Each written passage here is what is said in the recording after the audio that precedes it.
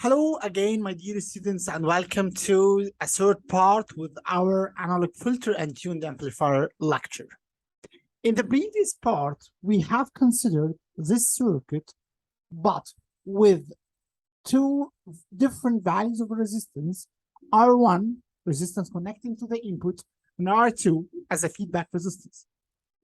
Now, let's resolve this circuit while having the same resistance value R1 here and there, and while considering the R and C resistance and capacitor here. So if you remember, my dear students, we are providing the same sequence of solution regardless our active filter structure. We are providing the same circuit or procedure to solve this circuit. So let's see. Here we have here we have our operational amplifier. The positive terminal is connected to a capacitor C and a resistance R.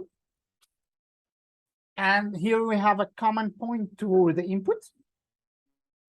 And then we have another resistance called R1 and a similar feedback resistance, again, called R1. So using our constant procedure in solving these operational amplifier active filters, we can say that here, the voltage here and there, Vx, let's say, is similar. No current is flowing inside the operational amplifier, so simply the current flowing in this R1 will be typically the same as the current flowing here. So we can write an equation saying that the current flowing in the first R1 is V input minus 0 over R1, or simply V input over R1, equal the current flowing here, or sorry, I'm sorry, it's not minus 0, I'm sorry. It's V input minus Vx over R1 equals Vx minus V output over, again, R1. So simply you can cancel R1 with R1, giving that V input minus Vx equals Vx minus V output. Or in other words, you can say that V output equals, let's make it here, so 2Vx minus V input. Okay, that's great. So now we have a relation between V input and V output, but this relation is still function in an intermediate parameter, which is Vx. So we have to capture Vx somehow. We can get Vx through this branch. As you can see here, this is V input, R1 and C, and simply Vx considered as the potential divider of these two impedances. So what you can say, or what you can get from this branch, again, assuming no current flowing inside the operational amplifier, so what you can get is Vx equals 1 over J omega C over R plus 1 over J omega C times V input. Or we can say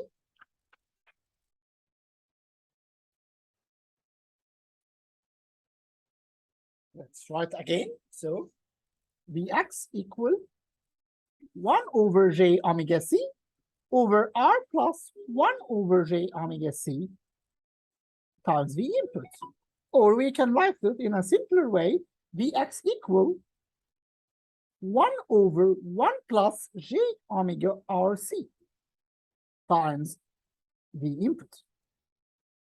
Now, using this relation, we can return back to this. V output equal 2Vx minus V input. So just substituting Vx with this value. So V output equal 2 over 1 plus J omega RC minus 1 all times V input. This is just to make it a common denominator here.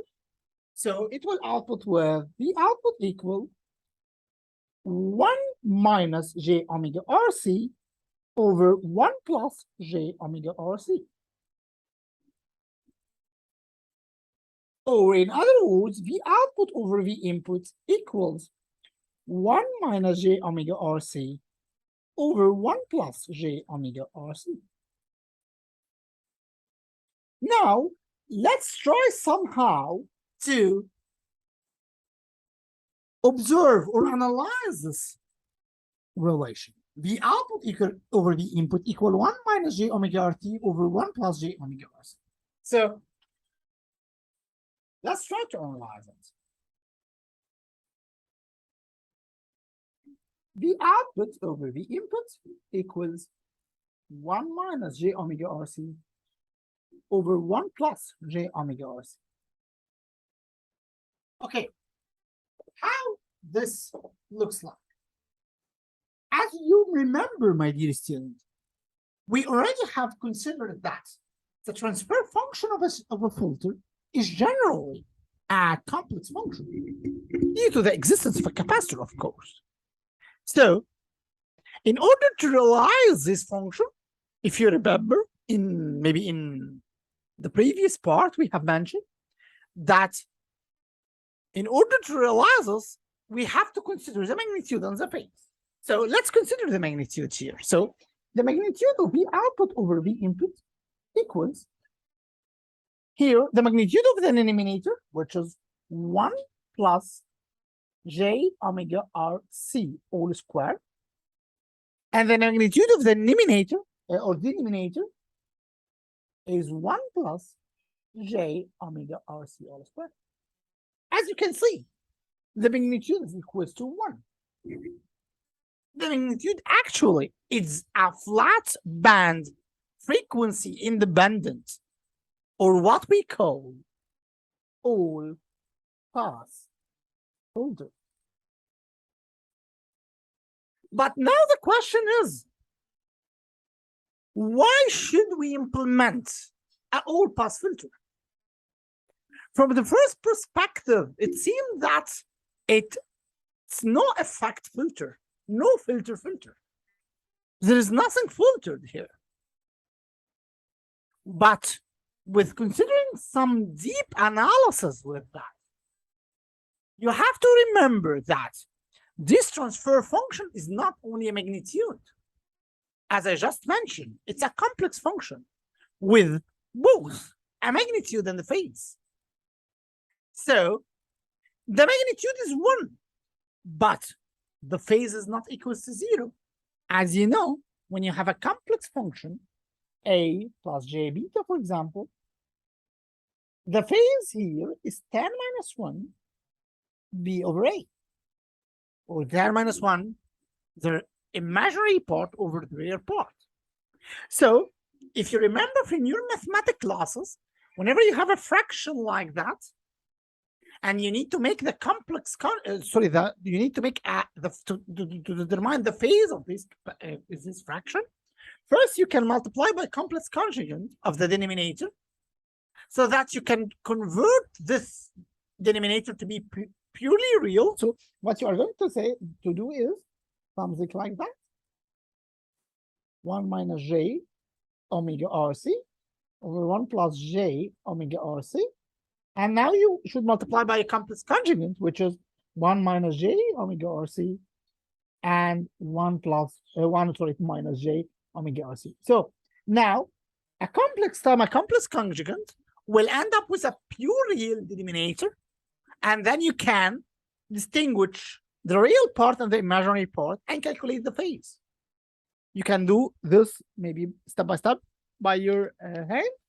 Then you will get that the phi, or the phase, equals to minus 2 10 minus 1 omega RC. So back to slides. So here we can realize that although this filter will do no filtering process, or what we can call a flat band filter or all pass filter, flat gain filter, however, this filter will have an impact of making a phase shift, or what we can call a lagging or a delaying effect. And this is one of the very important application of having an all-pass filter. In other words, we can say that an all-pass filter in an analog electronics is an equivalent of an memory or a delaying block in digital electronics. So whenever you are seeking for a delay process or a delaying block to your system in an analog electronics, you can search for this all-pass filter. Okay, this is great. Now, let's move to the next part. In all the previous circuits we demonstrated herein, and maybe in part number 1, like this one, for example, or those couple of circuits, we are considering what's called a first order filter. And you can easily recognize that by observing the order of the denominator of the transfer function, where you will find all the time a first order S function in the denominator. What about having more and more complex filters? I mean, if you return back to the beginning of the lecture, here we consider, for example, a second order LC filter. If you remember, when we do this transfer characteristics in the beginning of the previous part in the lecture, we found an S square function or omega square in the denominator.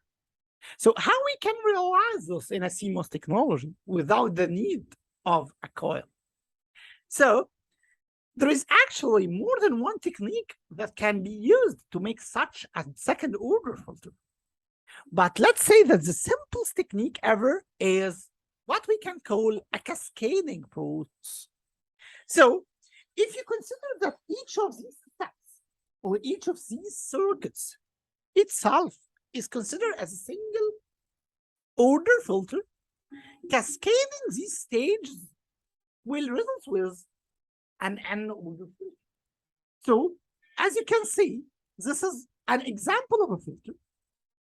Then by cascading these two stages, it will end up with a higher order filter.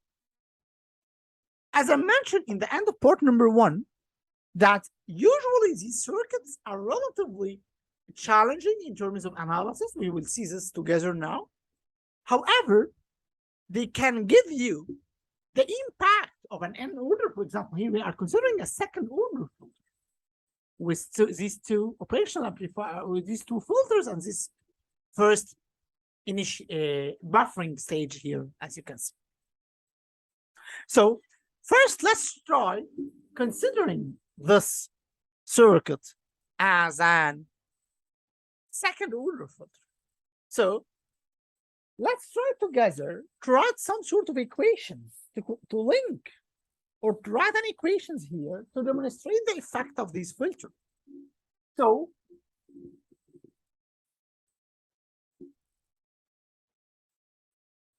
as you can see, my dear students, here we have the first input voltage with a resistance R2 connecting to the non-inverting input, and the same resistance is connected to the second output stage. And here we have the same voltage here, or sorry, the output voltage here. There is a feedback resistance which called RF, and then we have this resistance, and we have R1 here, as you can see. So let me consider, I will not use here the terminology this, maybe I will tell you later on why I'm not going to use this, but I will going to use, let's say, the output 1, the output 2, and the output 3. And let's try to write an equation to describe these. So let's start that this is a Vx and this is a Vx, as you can see. Let's, for example, call it Vx1 because simply we are in the first stage. So this is Vx1 and this is Vx1. So we can write a nodal analysis equation here and there. So as you can see from this analysis, that here in this nodal analysis, the current flowing in this R2 will be equals to the current flowing in the R3 resistance. So this is the first nodal analysis. Let me use some sort of highlighting here. So here, yeah. So the current flowing here is simply equal to the current flowing here because there is no current flowing in the operational amplifier. So we can write the first equation here. I'm sorry that we will go to the whiteboard and return back to the slide more than one time during this equation, but let's write the first equation. So V input minus Vx1 over R2 equals Vx1 minus Vx1 minus V output 2 over R3. So as you can see here, we can write V input minus Vx1 equals R2 over R3 Vx1 minus V output 2. Or in other words, we can say that Vx1 equals, or not, I'm sorry, not Vx1, V output 2 equals, that gives you here, so Vx times Vx1, of course, times R2 over R3 plus 1 minus V input. And here we have the first equation. V output 2 equals Vx1 R2 over R3 plus 1 minus V input. This is the first equation. So let's go to the next equation.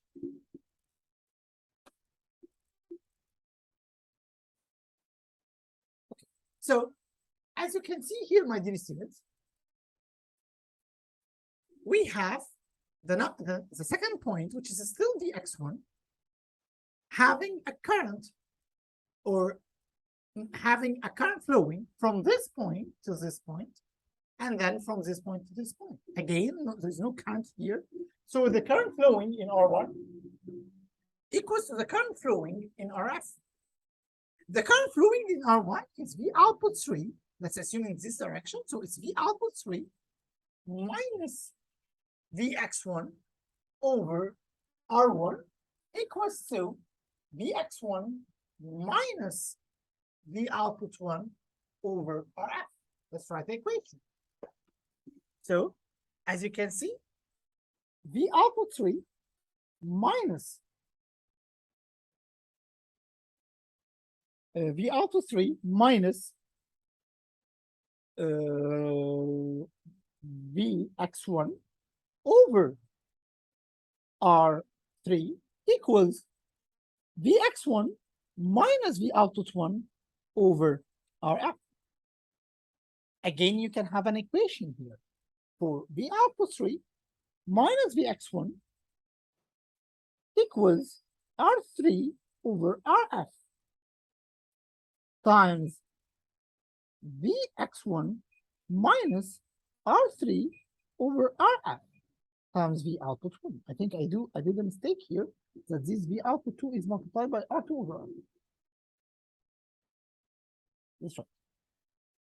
Because this is here multiplied by R2 over R. As you can see from equation number 1 and equation number 2, you can equalize Vx1 with Vx1, resulting with an equation connecting V output 3, V output 1, V output 2, and V input. As you can see, this is just by considering Vx here is the same Vx here, so getting Vx on one side and all other stuff in the other side, and making an equation here. So this will result with the first governing equation considering the input, V output 1, V output 2, and V output 3. Okay, so in the same procedure, let's go to the next step. Let's go here to this point.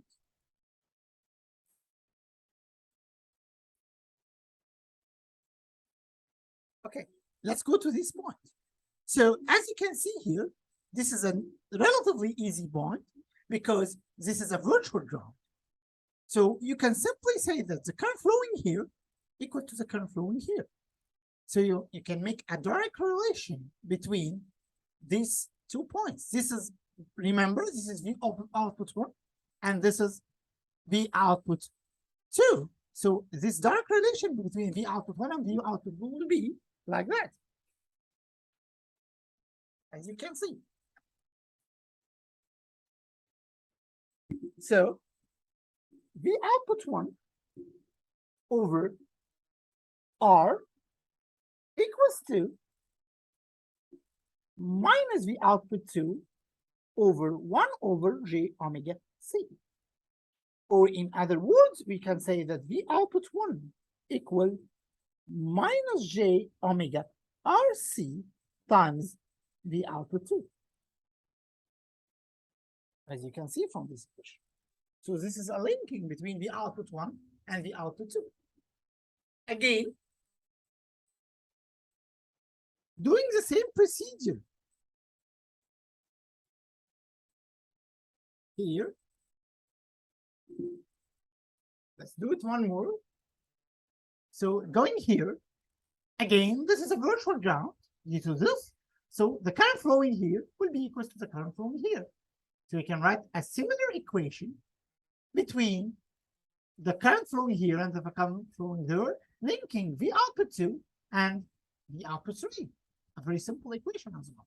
So you will say that V output 2 over R equals minus V output 3 over 1 over J omega C, or V output 2 equal minus J omega RC V output 3. Now you have a link between the output 2 and the output 3. And you have a link between the output 1 and the output 2. Or in other words, you can say that the output 1 equals to, this is times this will result with omega square, R square, C square, because J will give J square, which is minus 1. So we have minus here, times the output 3. That's right. I think we are right. So we get the output 2 and put this term here. So yeah, J times J square, which is minus 1, minus positive, omega square, R square, V square. So this is a relation. So you have now a relation between the output 2 and the output 3, and the output 1 and the output 3. Back to the general relation. Now, if you substitute each V output 2 and each V output 1, which is, I think here, yes, this is V output 1. If you substitute each V output 1 and each V output 2 with V output 3, the equivalent equation, and equalizing the x, then you get a relation between V input and the output 3, which is simply a relation between an input or an output or a transfer function. And it will end up, as you can expect, due to this multiple stage or double stage of filters, it can end up with a second order filter. So it is just a long mathematical relation. However, by the end of the day, you will end up with a second order expected filter with double stage, as you can see. Okay, so the point is here, of course, this is a very straightforward way of having an second order filter. However, the main drawback of such a technique, of a cascading technique, using these multi-stage filters, is what we can consider the power consumption. If you remember, my dear students, in the beginning of this lecture, I mentioned to you that one of the main difference between our standard RLC filters and these operational amplifier filters is that the standard RLC filters can be considered as what we can call a passive filters. However, once we go through an active filter or operational amplifier filters, these filters are power consumption filters because simply each of these operational amplifiers is powered by some sort of a DC supply. And as you can see from this methodology, that whenever you are going to increase the order of your filter, you have to add more and more stages with more and more operational amplifiers. That's basically lead to a high consumption. So, in one hand, this design is a suitable design for a second order or an N order filter. However, whenever you are seeking for what we can call a power optimization process, I mean to minimize the power, these structures or this methodology is not the best methodology to be used due to the high power consumption. As you can see here, for example, in order to have a second order filter, you need to have 3 working operational amplifiers, which can easily calculate it as 3 times power needed in case to have a first order operational amplifier. So, or based on that, researchers and electronic designers start to think about alternative of having high order filters with low power consumption or relatively low power consumption. And one of these ideas, let me say, is what we can call a single amplifier biquadratic active filters, or what we can abbreviate it by SABs filters. These SABs filters are based, as you can see, on only one operational amplifier with an RC network in the feedback, in the negative feedback circuit. So we have principally an RC filter, an RC network, and as you can expect, this RC network will somehow behave in order to get a second order behavior. And we connect this RC network to an operational amplifier in order to behave a filtering effect. So let's consider this.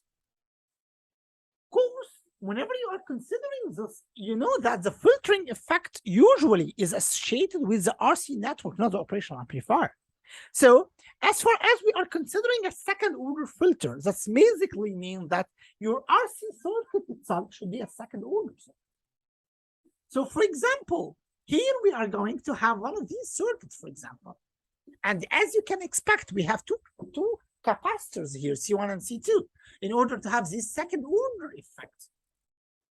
And also there is another combination like that. We call this a T-bridge RC negative feedback network. Let's see how this RC negative feedback network will be used in order to behave as a second order filter. So generally speaking, and from this information, as you can see, we are going to attach this RC networks in a negative feedback of an operational amplifier. So you should expect something like that. Okay. So that to be attached here.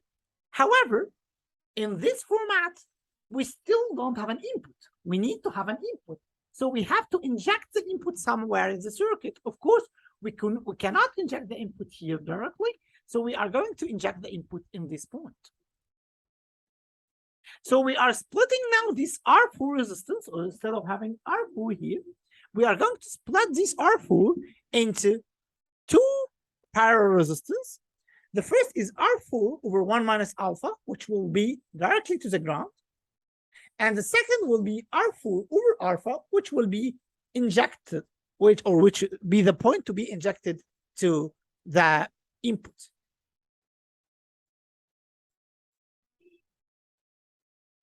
So let's see now how we are going to analyze this circuit. Okay, so let's start step by step. The key point in this circuit is this node, which is Vx, because simply this is the main unknown node. Why? Let's see. Sorry. This point is V input. And due to this ground, this is also a virtual ground node. Alternatively, this node is a V output. So the main unknown linking node here is this node, or what we were going to call Vx. So what we are going first to do is that we need to make a nodal analysis to this Vx. And let's try to track each current flowing to or in the node X, either ingoing current or outgoing current. Let's start with the input current. So this point is V input, and this is Vx. And as you can see, this resistance is called R over alpha. So simply speaking, the current flowing here is V input minus Vx over R4 over alpha. So this is the first current. Okay, let's take another current. For example, let's consider the current flowing from the output node. Of course, as you know from your nodal analysis, you can assume the current flowing in any direction and follow the voltage based on this direction. So based on here, we are assuming that the current is flowing in this direction from the right to left. That means that this current is equal to V output minus Vx over 1 over J omega C1. Or simply, you can say that it's J omega C1 times V output minus Vx. And as you know, J omega is S. That's why it's SC1 V output minus Vx, as you can see here. So this is the second current going into the node.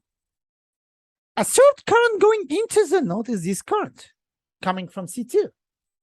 But please take care that as there is no current flowing here, that means that simply the current flowing in this R3 will continue to flow in C2 because simply no current is flowing inside the operational amplifier, as you know.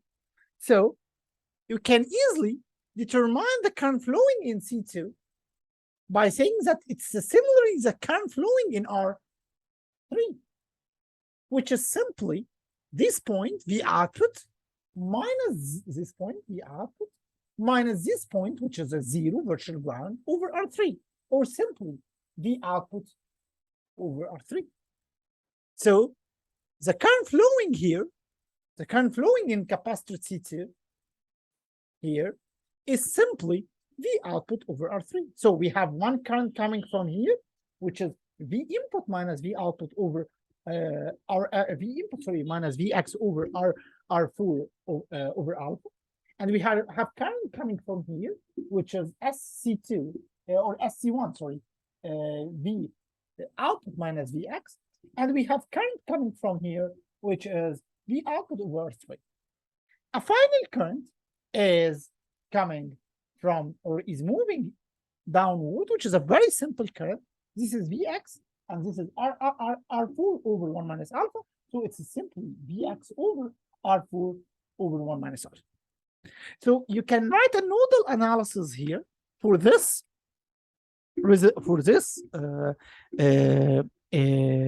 equation, and you will get a long function in V output, V input, and Vx. Let's do it together. So let's try writing down the expressions now. So as I mentioned, we have a current coming from the input, which is V input over R4, V input minus Vx over R4 over alpha. This is the first current. So it's coming into the node. We have another current coming into the node, which is the current in the capacitor C1, which is SC1, the output minus Vx. We have a third current coming into the node, which is the output over 3. All these equal to the current flowing outside the node, which is Vx over Rf over 1 minus T. As you can see from this equation, the only obstacle toward having a transfer function or an input-output equation is Vx itself. If you have an equation to link Vx with V input and V output, then you can easily substitute Vx with V input and V output and have a complete transfer function. So let's see how we can get this equation. Actually, it's very straightforward. We just mentioned that the current flowing here is typically equal to the current flowing here. So you can make a nodal analysis at this virtual point, saying that V output minus 0 over R3 equals 0 minus Vx over 1 over J omega C2. So we'll write this equation now. So V out over R3 equals minus Vx over 1 over SC2. Or in other words, you can say that Vx equals here V output minus V output over SR3 E2. As you can see here. Using this equation, you can simply substitute substitute each Vx here in this equation, this Vx, and this Vx, with V output SR3C2. And then you get a complete equation of V output, V input relationship, as you can see from this equation. So as you can see here, my dear students, you can get a relation linking the input and the output without this Vx, and you can reach a transfer function for a second order filter, as you can see.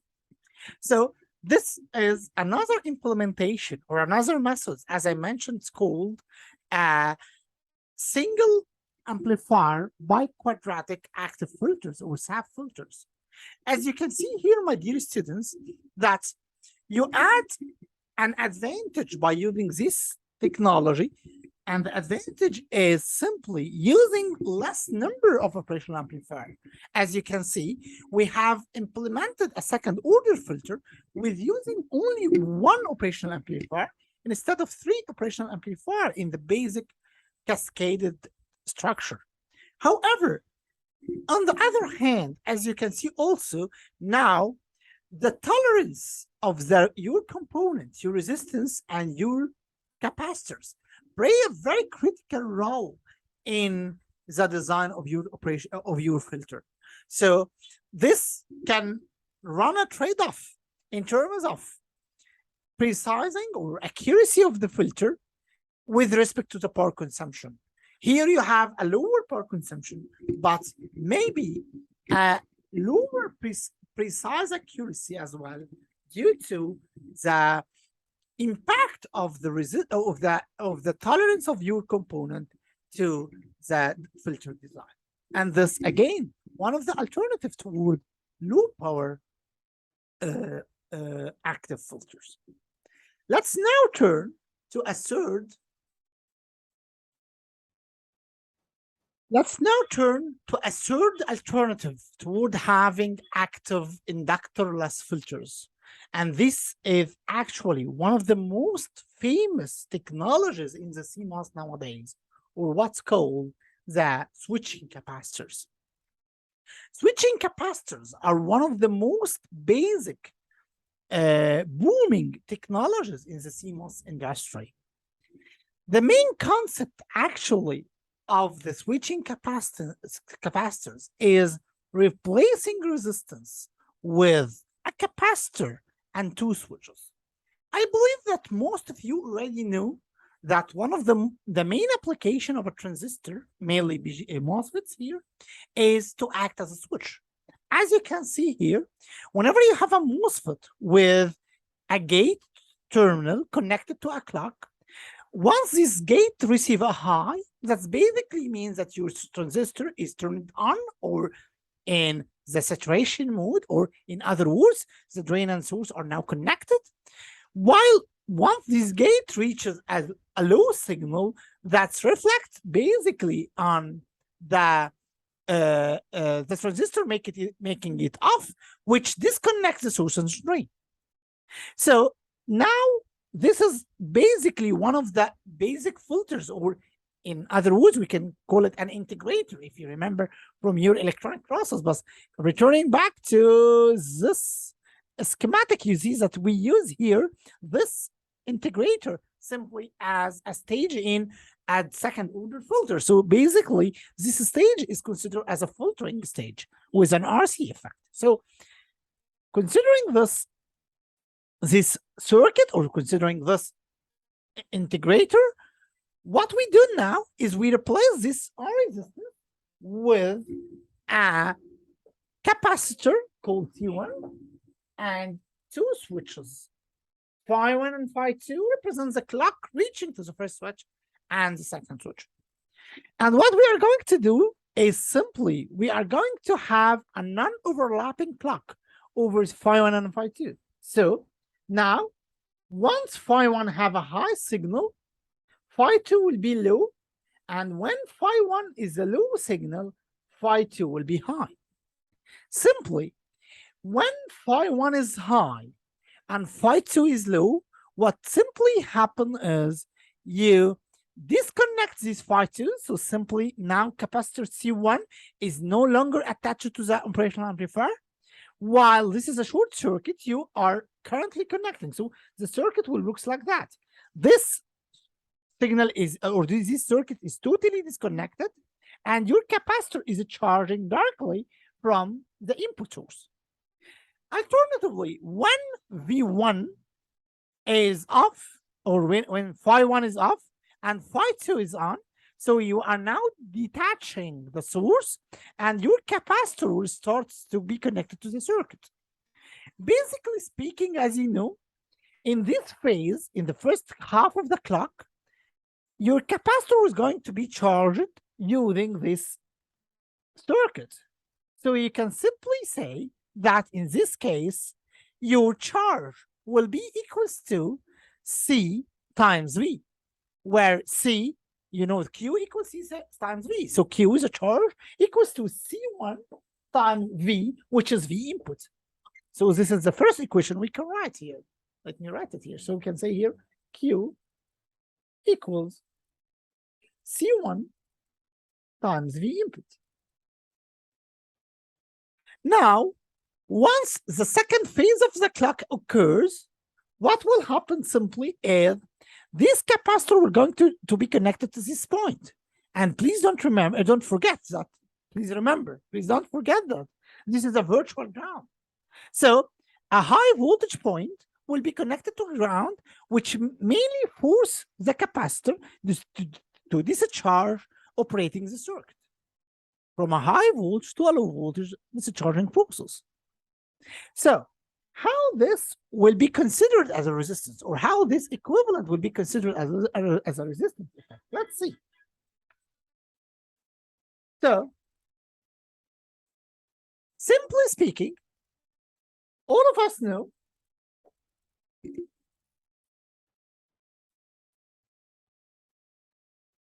okay, simply speaking, my dear students, all of us know that I equals C dV by dt. Okay, so if we apply this in our capacitor, we can say that I equals C1 times dV by dt. Okay, as we are considering that the frequency of our clock is very, very high with respect to the input, you can assume that during one complete clock which include the high time and low time for a clock, the input is nearly a constant. This is actually comes from the fact that if you have an input like that, for example, and correspondingly your clock is working like that,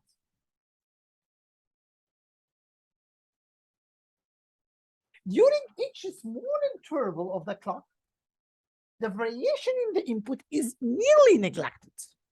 So we can say that during each cycle of the clock, your input is almost constant. It is concept like segmenting the input into small segments. So whenever we have a very small segment of the input, the variation of the input can be neglected. That makes us say that I equal C1 times, we say that voltage is constant. So we can say that V input over the constant over the clock time, which is TC. Now, please recognize this relation. I equal C1 over TC times V input. It is a linear relation between voltage and current with an equivalent resistance R equivalent equals to C1 over TC. So by doing this switching effect over a capacitor, you are now having an equivalent effect of resistance with a value C input over TC. And as you know, my dear students, that our filtering effect usually takes the function that omega RC equals to 1 or omega equals 1 over RC. This factor RC becomes R equivalent C, or in other words, it becomes C1 over TC times C2. As you can see, my dear students. So instead of having R equivalency, I think I did a mistake here. I don't think so. I didn't make a mistake. I think. Yeah, I make a mistake. I'm very sorry. This will be TC over C1. I'm sorry, because I equal V over R. So the R equivalent will be TC over C1. I'm sorry, TC over C1, not C over C1 over T. So R equivalent is TC over C1. I'm sorry. This is just the reciprocal of the term because I equal V over R. So now R equivalent will become TC over C1, and R equivalent C will become TC, this is C2, so this is T2 over C1. Okay, so what is the advantage of having R equivalent C2 equal TC C2 over C1? So we have some capacitance effect and the resistance equivalent resistance effect. But what is the difference between having TC C2 over T1 and having RC? Actually, there is two main advantages here. First, this TC is a clock. So simply, you can tune your filter by tuning the period of the clock. A second advantage, you are now using a ratio of C2 over C1, not an absolute value of R and an absolute value of C. Okay, what are the advantages of that? The advantage here is related to the CMOS technology, my dear students. So instead of having, for example, if I need to design a filter at a certain mega or gigahertz, what I'm searching for now is a clock and a ratio of a capacitor. So I am now not forced, for example, to use microfarad capacitors. I can use a picofarad capacitors with adjusting this ratio. And this significantly affects CMOS technology. If you remember, my dear students, in part number 1, I have considered that the main obstacle toward using capacitors and inductors is related to the bulky of chip devices. However, if we have some capacitance, maybe in a peak range, we can somehow integrate it using the parasitic resistance of a transistor. Now, by using this ratio, you can use a very small capacitance value, which is somehow adaptable with the CMOS technology. So now this equivalent resistance implemented by a switching capacitor technology first becomes an immune design against tolerance of the resistance and the capacitance, because now you are considering a ratio of a capacitance. Second, it opens the door for using low value of a capacitance that is somehow adaptable with CMOS technology. And third, it enables the designer to tune the capacitance effect by simply tuning the clock coming to the filter. And now this is a big advantage in a CMOS technology. Back to the slides. So using this technology, my dear students, you are now able to perform some sort of a filtering effect. One of these famous filtering effects is this structure. Now, instead of controlling C1, you can also control C2 using the other two. So as you can see, phi1 are now controlling this. So whenever phi1 is on, so you have here two, you have connecting here phi1 and phi1, and you are connected here phi2 and phi2. Simply speaking, when phi1 is turned on, I mean the switch is short circuit, so your capacitor C1 will have this pass, as you can see. So you force this point to be ground. This is an open circuit. This is phi2 is an open circuit. This is an open circuit. This is an open circuit. And in this phase, your capacitor will be charging, as you can see, and your capacitor C1 will be charging, and it is disconnected to your circuit because of this open circuit. Now, in the other cycle of your process, you short circuit the input here by making this phi2 equals to 0. So you have this simple pass. Now, this is a short circuit, this is a short circuit, and both of these transistors are an open circuit. So you can realize the filtering effect using this 4 capacitors. Of course, now you have phi1 and phi1 synchronized together, and phi2 and phi2 synchronized together, and you can get the needed filtering effect using this circuit. So this is one of a very important application of having switching capacitors. Of course, this is just a very shallow example for switching capacitors. You can find more and more circuits in literature using switching capacitors, either in filters, in some energy management circuits like DC-DC converters, toward inductorless DC-DC converters, and some other applications as well. That's all for this part number 2. In next part, inshallah, we are going to start a new portion of the chapter toward tuned amplifier. Thank you very much for your concentration, and see you later on.